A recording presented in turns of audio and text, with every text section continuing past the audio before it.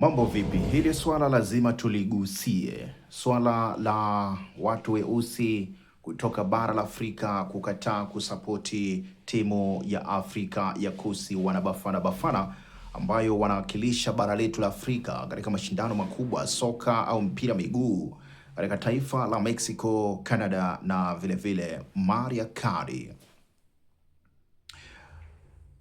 Wa Afrika Kusini chini ya utawala wa Nelson Mandela walinyakua uhuru wao mwaka wa 1994.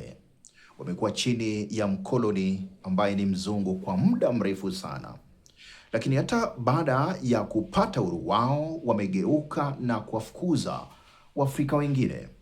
Wanasema you are here illegally, go back to your country. Kwa wanafanya biashara, unaingia pale, wanataka uingie kihalali, lakini mtu anayeuza dukani, ukiwa unauza dukani, hata kama uliingia kinyume na sheria na unauza dukani, umekosa kitu gani?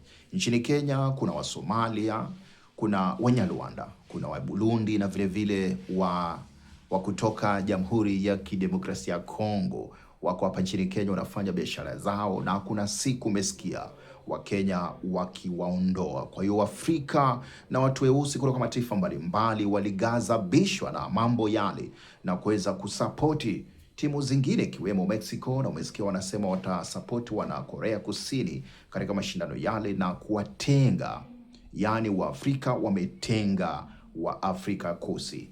Wamelia mitandaoni, wamesema kwamba Waafrika wanafanya vibaya, lakini walisahau kwamba wanapigana dhidi ya Waafrika wenzao kuwatoa katika taifa lile.